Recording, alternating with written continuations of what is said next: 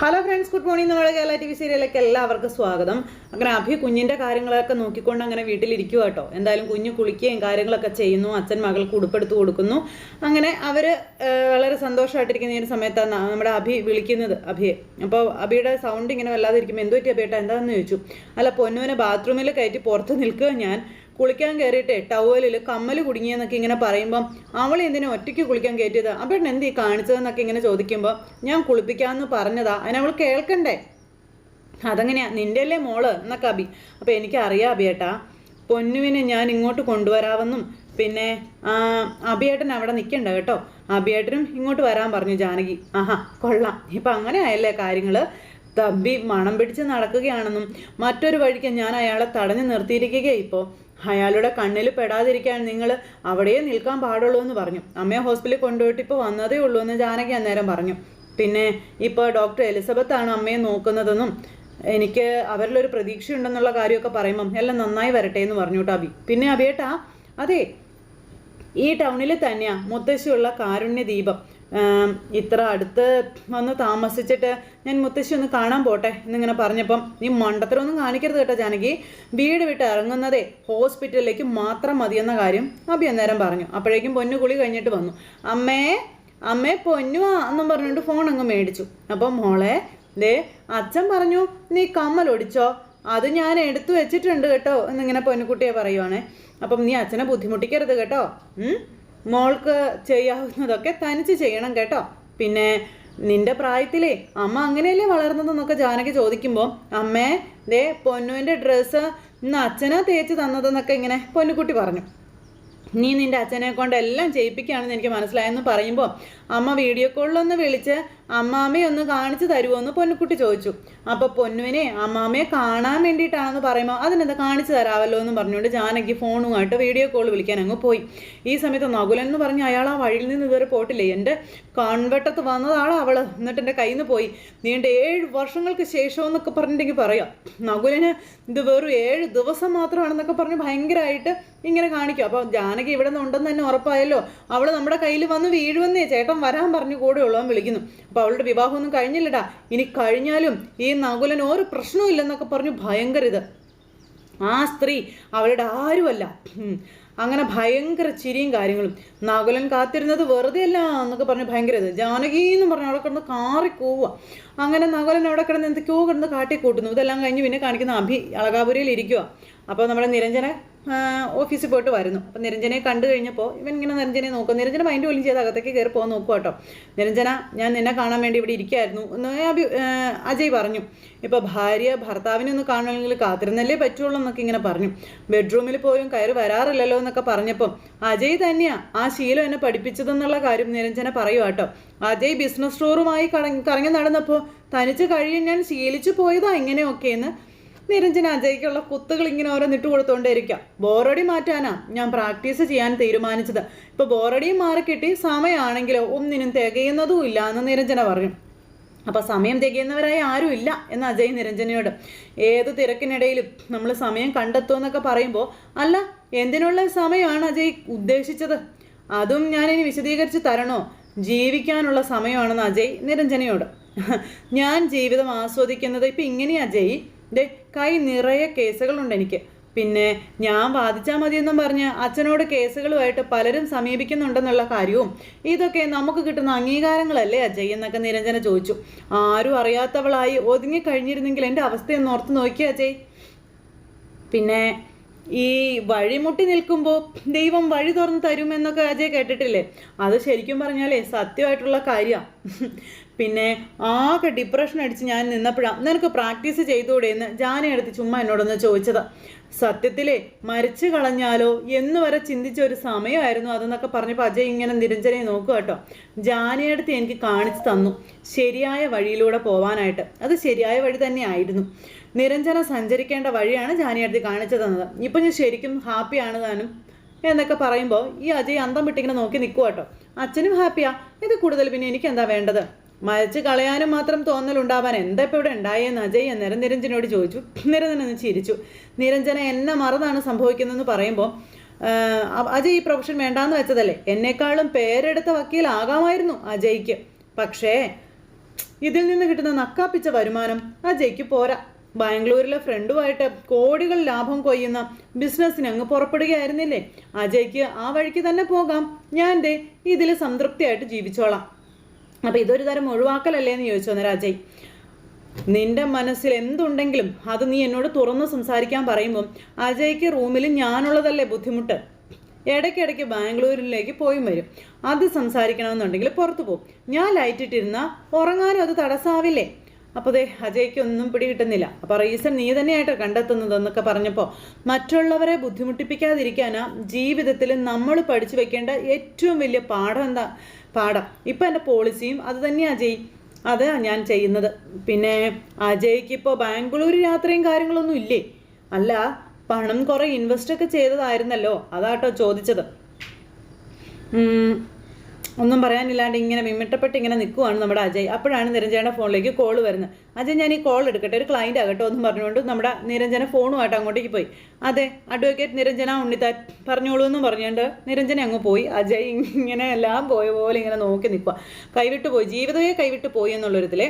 ഇതെല്ലാം കഴിഞ്ഞതിന് ശേഷം പിന്നെ കാണിക്കുന്നത് അപർണ ഒരു കൂട്ടുകാരിയെ കാണുക. അപ്പോൾ സത്യം പറയാലോ അപർണ, ഞാൻ ഇപ്പോൾ ആലോചിക്കുന്നതേ നീ ഇപ്പോഴും അവലിൻ്റെ ഭാര്യയായ വീട്ടിൽ കഴിയുന്നത് അത്ഭുതം തന്നെയാണ് എന്നുള്ളതാണെന്നൊക്കെ പറഞ്ഞപ്പം, അതെന്താടി നിനക്ക് അത്ര വലിയ അത്ഭുതം തോന്നാൻ? UK ഒക്കെ പോയി പഠിച്ചിട്ട് വന്നവളല്ലേ ഞാൻ. അപ്പോൾ UK പഠിച്ചതുകൊണ്ട് എന്താ ബന്ധങ്ങൾക്ക് വിലയില്ലാണ്ടാവുമോ എന്നൊക്കെ ദേ നമ്മുടെ കൂട്ടുകാരി ചോദിക്കുമ്പോൾ ചാരിത നീ കാര്യം വെച്ചു പറയാൻ പറഞ്ഞു. നീ പറഞ്ഞതിൽ നിന്ന് ഞാൻ മനസ്സിലാക്കിയത് അമൽ കാര്യഗൗരവമുള്ള ഒരാളായിട്ടാണ്. അമലിനെ നീ മോശക്കാരനാക്കാനേ അന്ന് നടത്തിയ കഥകളും കാര്യങ്ങളും ഒക്കെ എല്ലാം എന്നോട് പറഞ്ഞിരുന്നു. അതിൻ്റെ ഗൗരവം എന്താണെന്ന് നീ ഇപ്പോഴും മനസ്സിലാക്കിയിട്ടില്ല. മധുമിതയെ നീ ഫ്രണ്ട്ഷിപ്പിൽ നിന്ന് കട്ട് ചെയ്യുകയും ചെയ്തില്ലേ എന്നൊക്കെ ചോദിച്ചു. അപർണയ്ക്കൊന്നും മിണ്ടാനില്ല. അപ്പം അമലൊരു മണ്ടനായതുകൊണ്ടാണോ നിന്നെ ഭാര്യയായി അംഗീകരിച്ച് കൊണ്ടുപോകുന്നതെന്നൊക്കെ കൂട്ടുകാരി ചോദിക്കുക അപർണയോട്. ആ സമയം എൻ്റെ ഈ ഒരു ചോദ്യത്തിനുള്ള മറുപടി നീ ആദ്യം തരാനും എന്നിട്ട് ഈ പെങ്കൊച്ച് പറഞ്ഞു. അപ്പോൾ അമല് മണ്ടനൊന്നുമല്ല, അവൻ്റെ ഏട്ടനോടും ഏട്ടത്തിയോടുള്ള വിധേയത്വം മാത്രമാണ് അവൻ്റെ പ്രശ്നം. അതാണ് എനിക്ക് ഇഷ്ടപ്പെടാത്തതെന്നൊക്കെ പറഞ്ഞു. സത്യത്തിൽ നിങ്ങളുടെ റിലേഷൻ ശരിക്കും പറഞ്ഞാൽ തകർന്നു പോകാതെ മുന്നോട്ട് പോകുന്നത് അമല് വ്യക്തിത്വമുള്ള ഒരു ചെറുപ്പക്കാരനായതുകൊണ്ട് മാത്രമാണെന്ന കാര്യം ഈ കൂട്ടുകാർ പറഞ്ഞു കൊടുക്കണം. വിവാഹം കഴിഞ്ഞിട്ട് ഇത്രയും കാലമായിട്ടും സ്നേഹത്തോടെ നീ ഒരു വാക്ക് അവനോട് പറഞ്ഞിട്ടുണ്ടോ? അപ്പം അതിനൊരു പെണ്ണിൻ്റെ മനസ്സ് കീഴടക്കാൻ കഴിയണം. എന്താ ആണിനൊരു മനസ്സില്ലേ? പെണ്ണിൻ്റെ പിന്നാലെ പല ആണുങ്ങളും നടക്കും. എന്നാൽ ഒരു പെണ്ണ് ഇഷ്ടപ്പെടുന്ന ആണിൻ്റെ മനസ്സ് കീഴടക്കാനേ അവൾക്ക് കുറച്ച് പാടുപെടേണ്ടി വരുമെന്നുള്ള കാര്യം കൂട്ടുകാരി അപർണയോട് പറഞ്ഞു കൊടുക്കുക. സത്യത്തിൽ നിനക്ക് അമലിനോട് ഉള്ളിൻ്റെ ഉള്ളിൽ എവിടെയെങ്കിലും ഒരു ഇഷ്ടമുണ്ടോ എന്ന് കൂട്ടുകാരി ചോദിച്ചു. ഇങ്ങനൊരു ചോദ്യം ഒരിക്കലും നീ പ്രതീക്ഷിച്ചില്ലല്ലോ എന്ന് ചാരു ചോദിച്ചു. അപ്പം അങ്ങനെയൊക്കെ ചോദിച്ചാൽ അമലിനെ ചില സമയങ്ങളിലൊക്കെ എനിക്ക് ഇഷ്ടമായിട്ടൊക്കെ തോന്നുമെന്ന് പറഞ്ഞു അപർണ. അമൽ ഏട്ടനെ സ്നേഹിക്കുന്നതാണ് നിന്റെ പ്രശ്നം. നീയും അമലും തമ്മിൽ 2 വീടുകളിലായി കഴിയുമ്പോഴേ നിനക്ക് അവനോടുള്ള ഇഷ്ടം എന്താണെന്ന് മനസ്സിലാവും. പക്ഷെ അപ്പോഴേക്കും കാര്യങ്ങളൊക്കെ കൈവിട്ട് പോയാലോ? നീ എന്ത് ചെയ്യുമെന്ന് ചാരുത അപർണയോട് ചോദിക്കാം. അങ്ങനെ അപർണയെന്ന് പറയുന്നവളുടെ കൊമ്പൊടിക്കാനായിട്ടാണ് ആ പെങ്കൊച്ച് വന്നിരിക്കുന്നത്. അഹങ്കാരത്തിൻ്റെ അല്ലെങ്കിൽ ബന്ധങ്ങളുടെ വില മനസ്സിലാക്കി കൊടുക്കാനായിട്ട്. അമൽ ആഗ്രഹിക്കുന്ന ഒരു ജീവിതം നിന്നിൽ നിന്ന് കിട്ടില്ല എന്നുള്ളത് അവന് നന്നായിട്ട് അറിയാം. ഒരു നോട്ടം കൊണ്ട് പോലും ഒരു സാഹചര്യവും നീ ഇന്നുവരെ ഉണ്ടാക്കിയിട്ടില്ല. പകരം അമലിനെ കഴിവുകെട്ടവനാണെന്നും പറഞ്ഞ് താഴ്ത്തിക്കെട്ടാൻ മാത്രമേ നീ ശ്രമിച്ചിട്ടുള്ളൂ. എനിക്ക് ആ വീട്ടിലുള്ള ആരെയും ഇഷ്ടമല്ല. അപ്പം നീ നിന്റെ ജീവിതത്തെ പറ്റി ചിന്തിച്ചിട്ടേ ഇല്ലെന്നാണ് എനിക്ക് നിന്നോട് പറയാനുള്ളൂ എന്ന് ചാരുതി അന്നേരം പറഞ്ഞു. ഇനി നീ ഒന്നുകൂടി മനസ്സിലാക്കിക്കോ, അമലിന് ഒരു റിലേഷൻ ഉണ്ടാകാൻ അധികം സമയമൊന്നും വേണ്ടെന്നൊക്കെ പറഞ്ഞപ്പോൾ അപർണ ഞെട്ടലോടെ ഇങ്ങനെ നോക്കുക കേട്ടോ. അവനെ ഒരു പെണ്ണ് നോട്ടം ഇട്ടാൽ ആദ്യം അവളെടുത്ത് പ്രയോഗിക്കുന്നത് നിന്റെ ഇത്തരം പ്രവൃത്തികൾ തന്നെ ആയിരിക്കുമെന്ന കാര്യങ്ങളും ചാരുതി അങ്ങ് പറഞ്ഞങ്ങ് കൊടുത്തു. ഇതുവരെ അവൻ അങ്ങനെ ഒരു റിലേഷനിൽ പോയി പെടാത്തത് അവൻ്റെ ക്യാരക്ടറിൻ്റെ ഗുണം കൊണ്ടാണെന്നും പിന്നെ ഒരു ഭാര്യ ഉണ്ടായിട്ടും വേറെ റിലേഷൻഷിപ്പ് രഹസ്യമായി കൊണ്ട് നടക്കുന്ന എത്രയോ പേരുണ്ടെന്നുള്ള കാര്യങ്ങളൊക്കെ ഇങ്ങനെ നമ്മുടെ കൂട്ടുകാർ ചോദിച്ചു. എപ്പോഴും അത് അങ്ങനെ ആകണമെന്നൊന്നുമില്ല, നിനക്ക് മാത്രമേ അത് ദോഷമായി തീരും. ഇപ്പം എല്ലാം നിന്റെ കൈപ്പിടിയിലാണ്. കമ്പനി CEO ആണ് അമലിപ്പോൾ. പിന്നെ അഭി അധികം വൈകാതെ ജാനകിയുടെ വഴിയെ പോകും. ഇനിയെങ്കിലും ഒരു ജീവിതം വേണമെന്നുള്ള ആഗ്രഹം നിനക്ക് വേണ്ടതെന്ന് ചോദിച്ചപ്പം ഞാൻ അവൻ്റെ മുന്നിൽ തോറ്റു കൊടുക്കണമെന്നാണ് നീ പറയുന്നത്? അപ്പം തോറ്റു കൊടുക്കുകയല്ല വേണ്ടത്, സ്നേഹിക്കുകയാണ് വേണ്ടത്. അമൽ നിന്റെ കഴുത്തിൽ താലി കെട്ടിയ പുരുഷനല്ലേ എന്ന് ചോദിച്ചു കൂട്ടുകാരി.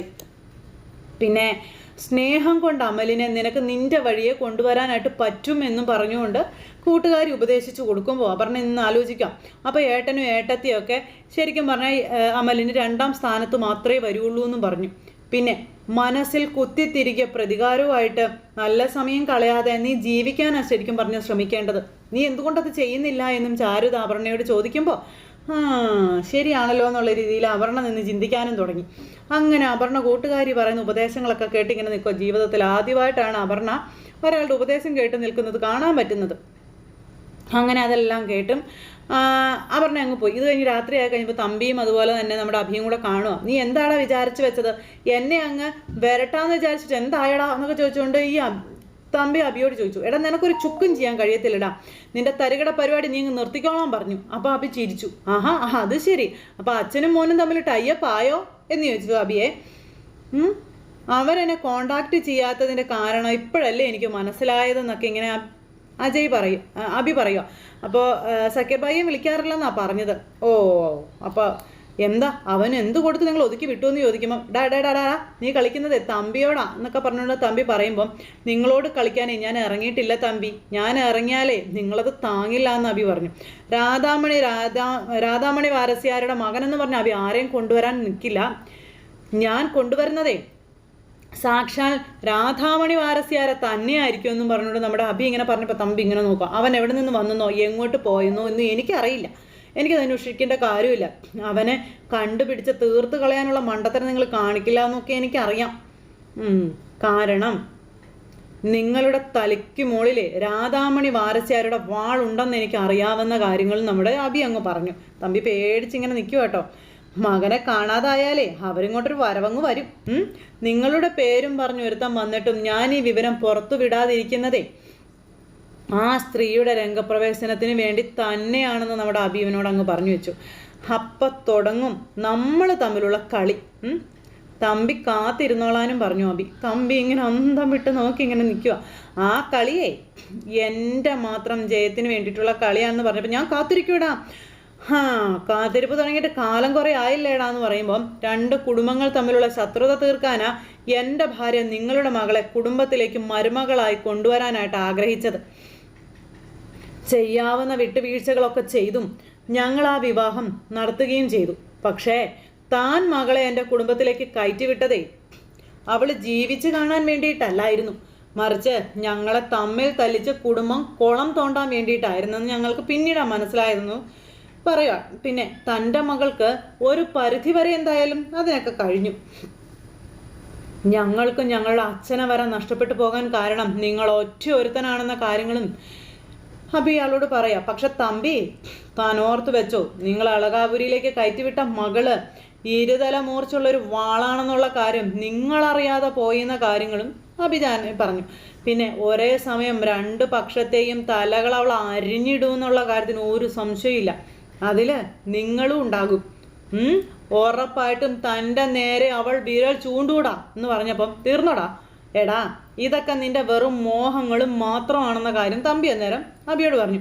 നിന്റെ തന്തയും ഇതുപോലൊക്കെ തന്നെയായിരുന്നു. എടാ തമ്പിയെ നേരിടാൻ ഓരോ രാധാമണി വാരസ്യാരും വരാൻ പോകുന്നില്ലടാ. അവൾക്കറിയാം തമ്പി ആരാണെന്നുള്ളത്. അതിനുള്ള അനുഭവം ഇവൾക്ക് ഞാൻ മുന്നേ സമ്മാനിച്ചതാണെന്നൊക്കെ ഇങ്ങനെ തമ്പി പറഞ്ഞു. അപ്പോൾ അത് കേട്ടപ്പോൾ അബി ഭയങ്കര കലിപ്പിൽ ഇങ്ങനെ നിൽക്കുക.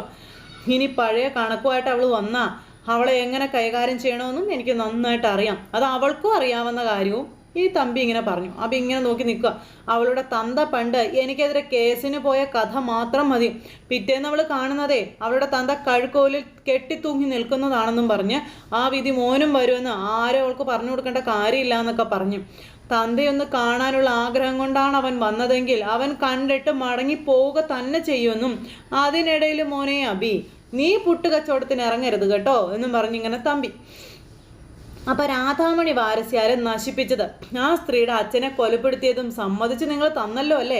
അതേടാ, ഓരോ രാധാമണി വാരസ്യാരിലും ഒതുങ്ങില്ല തമ്പി. പറയാൻ തുടങ്ങിയാലേ പെണ്ണുങ്ങൾ ഒരുപാടുണ്ടെന്നൊക്കെ ഇങ്ങനെ പറഞ്ഞു. അപ്പോൾ ആണോ ഓ എന്ന് പറഞ്ഞ് തമ്പി ഇങ്ങനെ നിൽക്കാം. നിനക്ക് എന്ത് യോഗ്യതയാടാ ആണാണെന്നും പറഞ്ഞ് നടക്കാൻ? ഭാര്യ ജോലിക്ക് അയച്ചിട്ട് വീട്ടിൽ കൊച്ചിനെയും കളിപ്പിച്ചിരിക്കുന്ന നിനക്ക് ആ കൊച്ചേ ഉണ്ടാവത്തുള്ളൂ എന്നും പറഞ്ഞുകൊണ്ട് ഇങ്ങനെ പറഞ്ഞു. അവൾ യോഗ്യതയുള്ള ഏതെങ്കിലും ഒരു ആണിൻ്റെ കൂടെ ഇറങ്ങി പോകുകടാന്ന് പറഞ്ഞപ്പോഴത്തേക്കും തമ്പി എന്ന് പറഞ്ഞ് നിൽക്കും അബി. നിന്റെ ചെകിട് നോക്കി ഞാനിന്ന് തരാതിരിക്കുന്നതേ നിന്റെ ഈ വെളിപ്പെടുത്തലുണ്ടല്ലോ എൻ്റെ മൊബൈലിൽ റെക്കോർഡായതുകൊണ്ടാണെന്ന കാര്യം നമ്മുടെ അബി അങ്ങ് പറഞ്ഞു. തമ്പിക്കെട്ട് കൊടുത്ത പണി തമ്പി ഒരിക്കലും പ്രതീക്ഷിച്ചില്ല. ഇതുപോലൊരായുധം അഭി എടുത്ത് പ്രയോഗിക്കും എന്നുള്ളത്. അതും തമ്പിയുടെ തലക്കെട്ട് തന്നെയാണ് നമ്മുടെ അഭി കൊടുത്തത്. അങ്ങനെ അന്തം വിട്ട് തമ്പി ഇങ്ങനെ നിൽക്കുക. എന്തായാലും ഇതെല്ലാം നമ്മുടെ അഭി റെക്കോർഡ് ചെയ്തു. തമ്പി ഇരുന്നങ്ങ് ഇല്ലണ്ടായിപ്പോയി. തമ്പിയുടെ മുന്നിൽ നിന്ന് അന്തസ്സായിട്ട് നമ്മുടെ അഭി ഇറങ്ങിയും പോയി. അയ്യോ അയ്യോ എന്ന് പറഞ്ഞിട്ട് തമ്പി അവിടെ നിൽക്കുക കേട്ടോ. ഇതെല്ലാം കഴിഞ്ഞതിന് ശേഷം പിന്നെ നമ്മുടെ ജാനകി അവിടെ തുളസിമാല കെട്ടിക്കൊണ്ടിരിക്കുക. അപ്പോൾ അമ്മ അങ്ങോട്ടേക്ക് വന്നു. ജാനകി തുളസിമാല കെട്ടുന്നത് കാണുവാണേ. ആ സമയത്ത് അന്ന് ഭഗവാന്റെ വിശേഷപ്പെട്ട ദിവസമല്ലേ അമ്മേ, മുറ്റത്തിൻ്റെ അരികു നിറയെ തുളസി കാട് കണക്കെ വളർന്നു കിടക്കുകയാണെന്നും എന്നാൽ പിന്നെ ഭഗവാന് പ്രിയപ്പെട്ട തുളസിമാല വിഗ്രഹത്തിൽ ചാർത്താവെന്ന് കരുതിയെന്നൊക്കെ ഇങ്ങനെ ജാനകി അമ്മയോട് പറഞ്ഞു. അങ്ങനെ അമ്മ ഈ മാല നോക്കി ഇങ്ങനെ ഇരിക്കുക കേട്ടോ. അപ്പോൾ ജാനകി അമ്മയെ നോക്കുന്നുണ്ട്. എന്തു പറ്റി, എന്താ, ഒന്നിനും താല്പര്യമില്ലാത്ത ആളാണല്ലോ, എന്താ ഇപ്പം ഇങ്ങനെ നോക്കിയിരിക്കുന്നത് എന്നൊക്കെ ചോദിച്ചു. അപ്പോൾ അമ്മ ഇങ്ങനെ മാലയിലേക്ക് തന്നെ നോക്കി ഇങ്ങനെ വിഷമിച്ച് ഇങ്ങനെ ഇരിക്കുക കേട്ടോ. എന്നിട്ട് നിലത്തേക്ക് നോക്കി, എന്നിട്ട് കുറച്ച് തുളസിക്കതിരെടുത്തിട്ട് അതിങ്ങനെ നുള്ളി കൊടുക്കുവാണ് നമ്മുടെ ജാനകിക്ക്. അതൊക്കെ ഭയങ്കര ഒരു ഇതായിട്ട് ഇവർക്ക് തോന്നുക. അപ്പോൾ മേരിയമ്മ അങ്ങോട്ടേക്ക് വന്നു. കണ്ടോ മേരിയമ്മേ, അമ്മ തുളസി എടുത്ത് തരുന്നത് കണ്ടോന്ന് ചോദിച്ചു. അപ്പോൾ മോളെ എന്താ മേരിയമ്മേ, രാധാമണിയുടെ മുഖത്തേക്കൊന്ന് സൂക്ഷിച്ച് നോക്കാനായിട്ട് പറഞ്ഞു ജാനകിയോട്. രാധാമണിയുടെ മനസ്സിൽ പഴയ ചിത്രങ്ങൾ തെളിഞ്ഞു തുടങ്ങി മോളെ, കണ്ടോ എന്നൊക്കെ ഇങ്ങനെ ചോദിക്കാം. ഓർത്തെടുക്കാൻ ശ്രമിച്ചുകൊണ്ടേ ഇരിക്കുക രാധാമണി എന്നൊക്കെ പറഞ്ഞുകൊണ്ട് ഇങ്ങനെ കാണിച്ചു കൊടുക്കുമ്പോൾ ശരി അമ്മ ഇരുന്ന് ഇങ്ങനെ ആലോചിക്കാൻ തുടങ്ങി. രാധാമണിയുടെ അച്ഛൻ മാധവാര്യർക്ക് ക്ഷേത്രത്തിൽ കഴകപ്പണിയായിരുന്നു എന്നും പിന്നെ അച്ഛൻ മാല കെട്ടുന്നത് ഇപ്പോഴും രാധാമണിയുടെ മനസ്സിലുണ്ടെന്നുള്ള കാര്യങ്ങളൊക്കെ ഇങ്ങനെ നമ്മുടെ മേരിയമ്മ അന്നേരം പറയുക. അങ്ങനെ അതെല്ലാം ആലോചിച്ച് അമ്മ എങ്ങനെ ഇരിക്കുന്നു. അപ്പോൾ ജാനകി ആണെങ്കിൽ അമ്മയുടെ കൈ പിടിച്ചിട്ട് അമ്മ അച്ഛനെയാണോ ഓർത്തത് എന്ന് ചോദിച്ചു കേട്ടോ. അപ്പോൾ ഒന്നും മിണ്ടുന്നില്ല. എന്നിട്ട് ജാനകി പിടിച്ച കൈ അമ്മ ഇങ്ങനെ വിടിയിപ്പിച്ചു. അങ്ങനെ വിടിയിപ്പിച്ചിട്ട് വിഷമിച്ച് ഇങ്ങനെ ഇരിക്കുക. അപ്പോഴേക്കും ആരാ അമ്മേ, മാധവ വാര്യർ, പറ അമ്മേ, അമ്മ ഒന്ന് ഓർത്ത് നോക്കാനൊക്കെ ജാനകി ഇങ്ങനെ പറയുമ്പോൾ അമ്മയുടെ കണ്ണിൽ നിന്ന് കണ്ണുനീര് വീഴാൻ തുടങ്ങി. മാറ്റങ്ങളുണ്ട് അമ്മയ്ക്ക്. അമ്മയുടെ അച്ഛനാ മാധവ വാര്യരെന്നും പറഞ്ഞുകൊണ്ട് നമ്മുടെ ജാനകി അമ്മയോട് പറയുമ്പോൾ അമ്മയുടെ കണ്ണിൽ നിന്ന് ഇങ്ങനെ പിടിവിടാന്ന് കണ്ണുനീര് വീഴുന്നു. അപ്പോൾ ക്ഷേത്രത്തിൽ ദേവന് ചാർത്താൻ അച്ഛനല്ലേ മാല കെട്ടിക്കൊണ്ടിരുന്നതെന്നൊക്കെ ചോദിക്കുമ്പോഴത്തേക്കും അമ്മ അവിടെ നിന്ന് എഴുന്നേറ്റ് പോവുക. അമ്മ അവിടെ നിന്ന് എഴുന്നേറ്റ് പോയ സമയത്ത് അമ്മയ്ക്ക് നല്ല മാറ്റം ഉണ്ടല്ലോ മേരിയമ്മയെന്ന് ജാനകി മേരിയമ്മയോട് ചോദിച്ചു. അതേന്ന് മേരിയമ്മയും പറഞ്ഞു. അമ്മയുടെ ഉള്ളിൽ മറിഞ്ഞു കിടക്കുന്ന ആ ഒരു ഇതെല്ലാം നമുക്ക് ഉണർത്തിയെടുക്കാൻ കഴിയും മേരിയമ്മയെന്ന് ചോദിച്ചു. ഭഗവാനായിട്ട് അതിനൊരു വഴി തെളിയിച്ച് തന്നു എന്നൊക്കെ പറഞ്ഞിങ്ങനെ നമ്മുടെ ജാനകി ദൈവങ്ങൾക്ക് 100 നന്ദി പറയുക. എൻ്റെ കൃഷ്ണ, എൻ്റെ അമ്മയെ ഇത്രയും പെട്ടെന്ന് എനിക്ക് ജീവിതത്തിലേക്ക് തിരിച്ചു കൊണ്ടുവരാൻ കഴിയണേന്നും പറഞ്ഞുകൊണ്ട് കണ്ണനോട് പ്രാർത്ഥിച്ച് ഇങ്ങനെ ഇതായിട്ട് നിൽക്കുന്ന നമ്മുടെ ജാനകിയെ കാണിച്ചുകൊണ്ട് ഇന്നത്തെ കഥ അവസാനിച്ചു കേട്ടോ. അപ്പോൾ എല്ലാവരും കാത്തിരുന്ന് കാണണേ. എല്ലാവർക്കും നല്ലൊരു ദിവസം ആശംസിക്കാം കേട്ടോ.